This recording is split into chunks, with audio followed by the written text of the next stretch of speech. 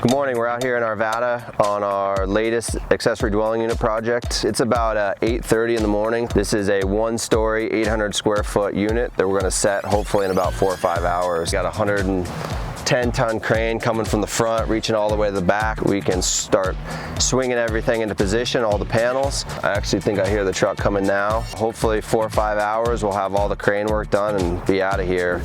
In these videos I've been talking a lot about flying stuff in, and really all that means is just that we're picking it with a crane and it kind of looks like we're flying, so we're just craning it into position.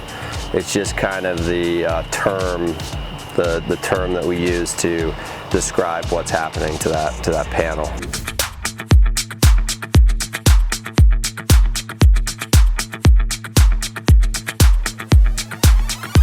So one of the things that we've done, and I actually did it myself over the last couple days, we set all the plates. So one of the advantages of being able to set the plates and having a double bottom plate is that we can come out on site before, make sure everything is perfectly square, exactly the right measurements for our model. So all of this stuff should be fit very nicely. So we're not trying to make any adjustments here in terms of level up and down or width or anything like that, because we don't have much flexibility because the siding's on. So we really have to make sure that this thing is square, level, in the exact dimensions that we've built in the shop. So that's the reason that we've already put these sill plates on. And this, one of the first panels will be one of these gable end walls, and it just comes down, and all we do is just line up the bottom plate, the bottom 2x4 from the panel exactly in line with what we have there and exactly to the extents, and we're good. 12:30, how are we doing so far with schedule? Yeah, we're a little bit, maybe kind of a half hour, 45 minutes behind what I thought, but it's mainly because we're monkeying around with this tree. So, but everything fits, and just about got this last wall secured. We're gonna fly in the internal wall panels, then the ridge beam, and then we're gonna work our way across the roof. So. Oh, yeah.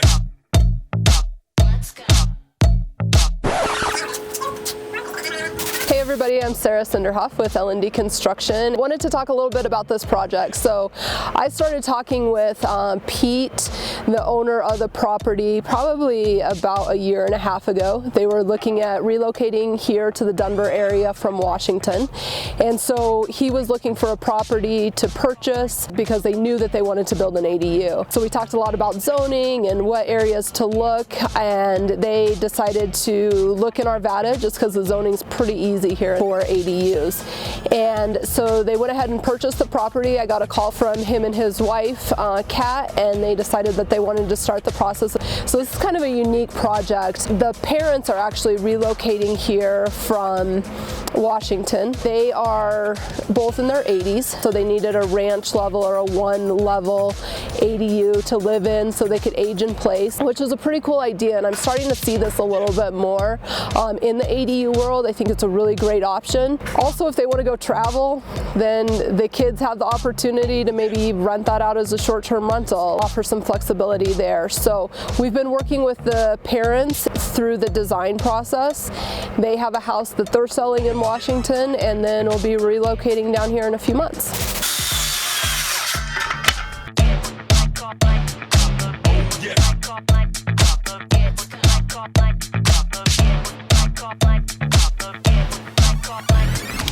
How are we looking at them? Looking good, man. This thing is fitting pretty perfect.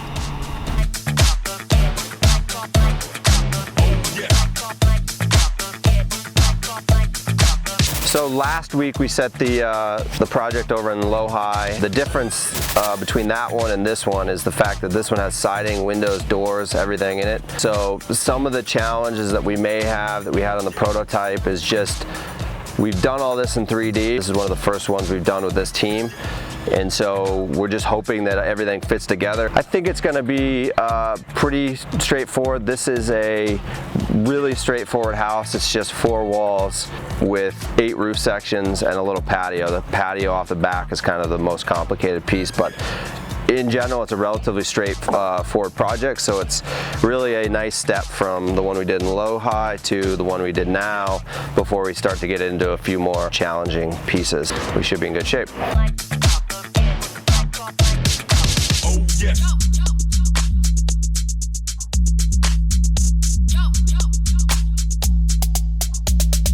Oh yeah.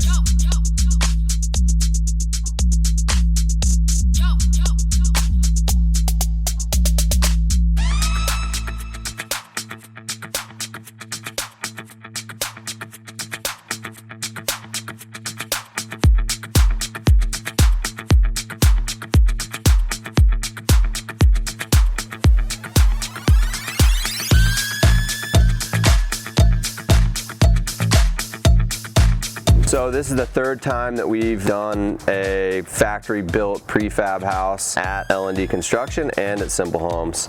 And I think we're still working out a few of the kinks, but all in all, really happy with it. I think we're still learning a little bit in terms of efficiency standpoint, but I think that we're gonna continue to push forward and push the limits on what we can do in the factory. I think one of the things we realized up to this point is that we need to continue to push the limits on how much we do in the factory, but just because it's so much easier and faster, and really limit the work we do on site. And ultimately for us at L&D, Simple's product is really great because it gets us from foundation this morning to a fully closed-in house this afternoon, and we have the ability, if the guys were ready, to actually start even tomorrow. Because that's really the critical path getting these projects done, is making sure that we get it dried in, is what we call it. So basically windows in, roof on, siding on, all that stuff, just to make sure that we keep the elements out and get everybody moving on the inside. And so like this, I think we normally would have said it was about a 5-month project. I think we'll condense that down into 4, just under 4. So if the weather holds, we don't give a shit about the weather. That's right.